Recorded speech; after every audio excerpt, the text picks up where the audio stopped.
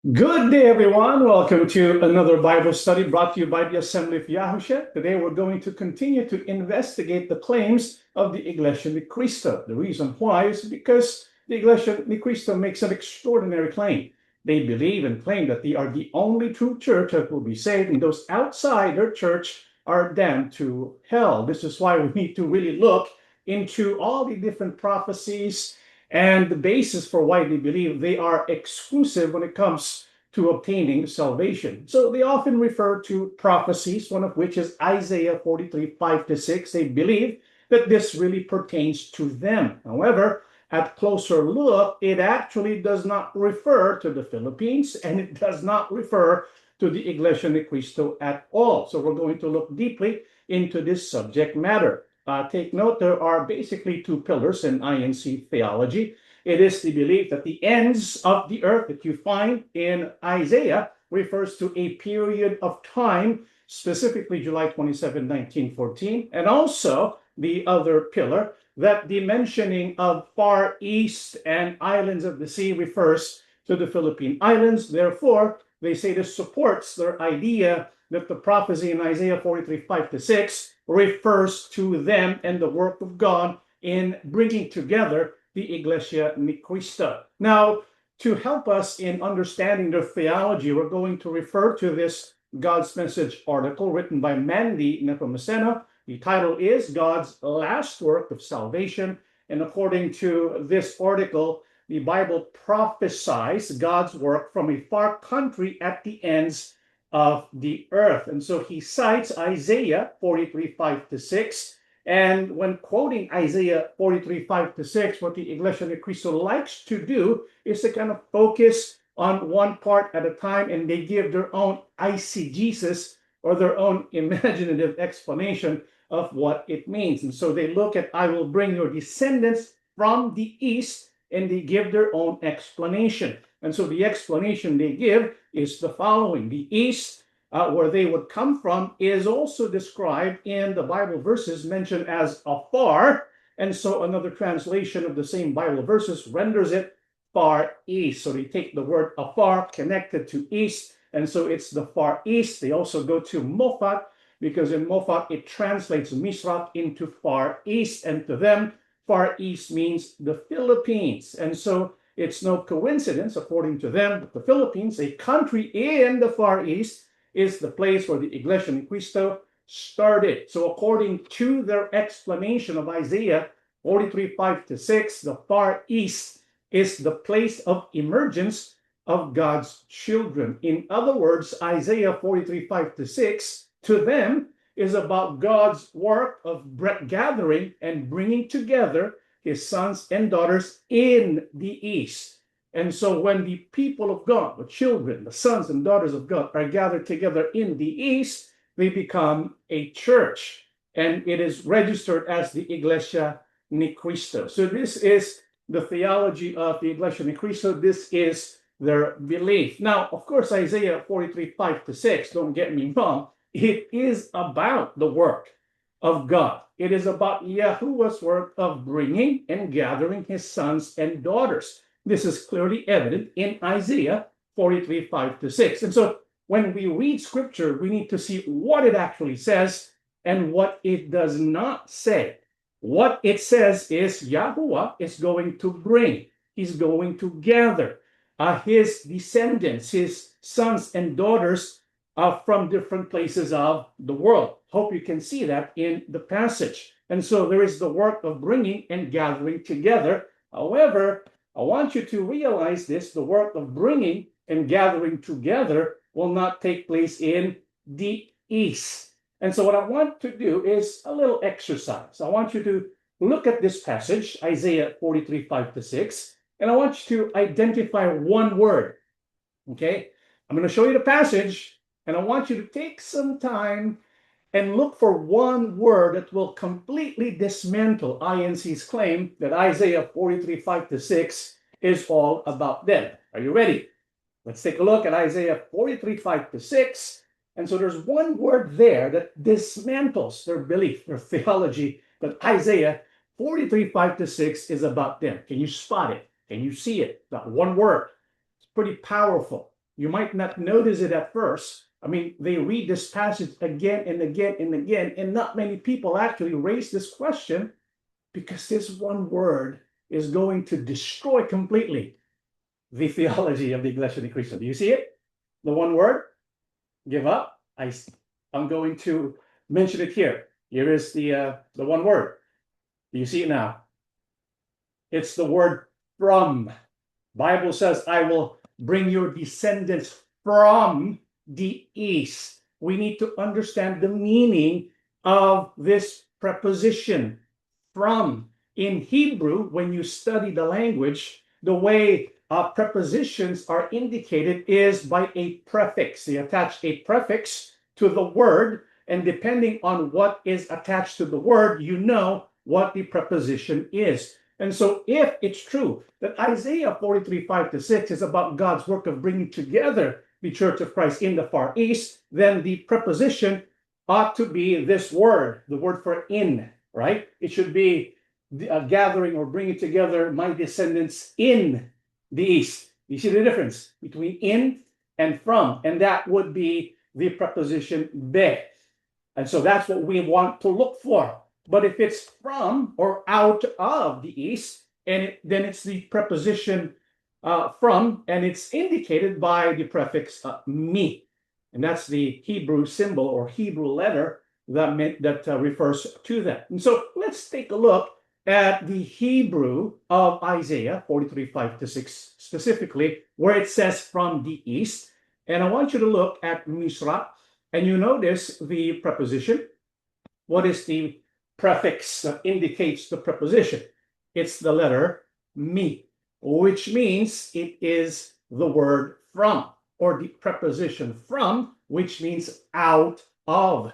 And so when you read Isaiah 43:5-6, and you come across the east, what Yahuwah is saying to us, what the prophet Isaiah is saying to us, is that Yahuwah will bring his children out from the east to gather them somewhere else. And so Isaiah 43:5-6 explicitly tells us this is not about God's work of bringing together the Iglesia ni Cristo in the Far East. It's about God taking people from the east and gathering them somewhere else. He's going to take people from the east, and not just from the east, but also from the west, from the south, and from the north. And so the north, east, south, and west, these are all cardinal directions. It's not specific places, but it points to directions, the four cardinal points of the globe, because what Isaiah is telling us is God is going to do his work of taking people from all these different places throughout the world, north, south, east, and west. Which is why we have the word from afar included, because it tells us not only will God take his sons and daughters from the east and the west and the north and the south, but also it's telling us it's from the far east, far west, far north, far south. And when it uses ends of the earth, it's telling us at the farthest reaches of the north, the farthest south, the farthest east, the farthest west, the farthest north. And so this is the work of God. First, to bring them out, and then to gather them together into a specific place. The sons and daughters of God will come from the farthest regions of the world, from all directions, to bring them together in one specific place. Do you know what that specific place is?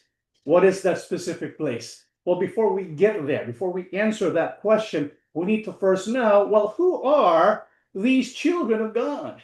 Because we've been studying Isaiah 43:5-6, and it mentions my sons and my daughters. It mentions the people of God, but who exactly are they? And so let's go back to Isaiah 43:5-6. It mentions, I will bring your descendants, my sons, my daughters, and the key word there is descendants, and also your, the word your, because it tells us and identifies for us who the sons and daughters are.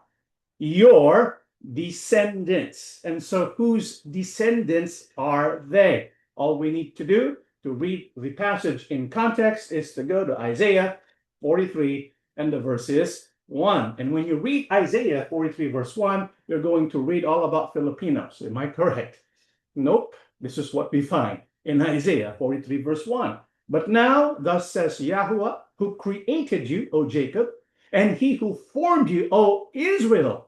Fear not, for I have redeemed you. I have called you by your name. You are mine. And so Isaiah 43 is about Yahuwah's covenant faithfulness to his people, Israel. Contrary to popular belief, Yahuwah has not abandoned Israel. Yahuwah is going to work for Israel and bringing them back together so that he can remain their God or be their God again. And so Yahuwah makes a claim concerning Israel, concerning Jacob. He says, fear not, I have redeemed you. You are mine. Throughout the book of Isaiah, he repeatedly uses Jacob as a corporate name. Because we know when Isaiah was prophesying, well, Jacob, the person, is already dead. But Jacob, when it's mentioned in prophecy, is not referring to Jacob, the person. It's referring to Israel as a nation, the covenant people of Israel. So on a grammatical, contextual, and historical grounds, when it mentions your descendants in Isaiah 43, 5-6, it's referring specifically to the physical descendants of Jacob and Israel. What's further proof? Isaiah 41, 8, 9, 14. But you, Israel, are my servant, Jacob, whom I have chosen, the descendants of Abraham, my friend, you whom I have taken from the ends of the earth and called from its farthest regions and said to you, you are my servant, I have chosen you and have not cast you away. Fear not, you worm Jacob, you men of Israel. I will help you, says Yahuwah, and your Redeemer, the Holy One of Israel. And so when Isaiah uses the term Jacob, not referring to Jacob, who's already dead. He's referring to Jacob as representing the descendants of Abraham, the descendants of Israel as a whole. This is why in Isaiah 41, Isaiah says, Israel, you're my servant, Jacob, whom I have chosen. Well, who are they? The descendants of Abraham, the men of Israel. And so it's referring to the physical descendants of Israel. And Yahuwah says that he is going to call them from the ends of the earth. What does that mean? From the farthest regions of the world, the farthest north, the farthest south, the farthest east, the farthest west. So it's not a work about the far east. It's a work about gathering from the farthest east, the farthest north, farthest west, and the farthest south. So Isaiah 43, 5-6 is talking about bringing and gathering together the scattered exiles, the physical descendants of Israel, because they were exiled in the farthest regions of the world. Now, why were the children of God, the Israelites, why were they exiled in the farthest regions of the world? Bible tells us, first and foremost, it was Yahuwah who scattered them there. And so this was the work of Yahuwah's disciplining hand. Yahuwah warned the people of Israel, even before they set foot on the promised land, that they're eventually going to abandon, rebel against Yahuwah. And the Bible prophecy says that Yahuwah God is going to scatter them among all the nations from one end of the earth to the other. In other words, the scattering of the exiles is going to take place all over the world. So the exile, the scattering is worldwide. The regathering is also going to be worldwide. Now, for you to have a regathering, you have to bring them out of these different places, one of which is the east, right? So it's not about the Philippines. So Yahuwah will bring out people from all the farthest reaches of the world, gather them in a specific place. Which is this specific place? Is it the Philippines? Well, we know it can't be because it's being taken out of the Far East. And even if you say the Far East referred to there is specifically the Philippines, well, it still doesn't help the cause of the Iglesia ni Cristo because it's being taken out of the East so that they can be gathered where? What specific place? Well, let's find out in the book of Deuteronomy. Again, this is a prophecy about Yahweh's work of discipline and also his work of repentance. His work of restoration when he gathers Israel again. So the Bible says that God is going to drive Israel away. And so it mentions all the nations where Yahweh your God drives you, all the nations where Yahweh your God has scattered you. And so God will scatter his people Israel into all the different nations throughout the world. Where are these nations throughout the world? The farthest parts, the farthest regions under heaven. And so the scattering is going to reach the farthest places, the farthest parts under the earth. That is referred to as the ends of the earth. So the scattering is to the ends of the earth. But take a look at what Yahweh also says in this prophecy. Bible says, I will bring you back from your captivity, gather you again from all the nations where Yahweh your God has scattered you. Yahweh your God will gather you. From there, he will bring you. And so from all the farthest places of the earth, from the ends of the earth where Yahweh God has scattered his people, he's going to gather them, bring them out from the ends of the earth and gather them together where? Bible says, Yahweh your God will bring you to the land which your fathers possessed, and you shall possess it. He will prosper you and multiply you more than your fathers. And so it's pretty clear the place where they're going to be gathered together is the land of promise, the land of Israel, the land of Israel that was occupied once by the people of Israel. But because of the rebellion, Yahweh God disciplined them. They were led into captivity. They were exiled to the ends of the earth. And so God, from the ends of the earth, are going to gather his people back to Israel. And so when you read Isaiah 43, 5-6, it makes perfect sense why it's not about the work of God in the far east. Do you see that? And so when you read Isaiah 43, 5-6, fear not, for I am with you. I will bring your descendants from the east. Who are the descendants again? The descendants of Jacob. Who are they? Physical Israelites. Okay? It says, I will gather you from the east, from the west. I will say to the north, give them up, to the south, do not keep them back. Bring my sons from afar and my daughters from the ends of the earth. And so God is going to take them from the farthest parts of the earth and bring them together into the land of Israel. And so it's about the work of God bringing together his children, but this will not take place in the east. It's not about the Far East. It's not about the Philippines. It's not about the Iglesia ni Cristo. It's about the Israelites. Isaiah 43, 5-6 is about the work of Yahweh bringing the Israelites from all over the farthest parts, farthest reaches of the world, and gathering them into the land of promise, the land of Israel. This is why Iglesia ni Cristo doesn't want you to watch this, because it reveals to us it's really not about the work of God in bringing together a bunch of Filipinos in the Far East and then labeling it Iglesia ni Cristo, the only true church that will be saved in these last days. No, beloved brethren, that's a lie.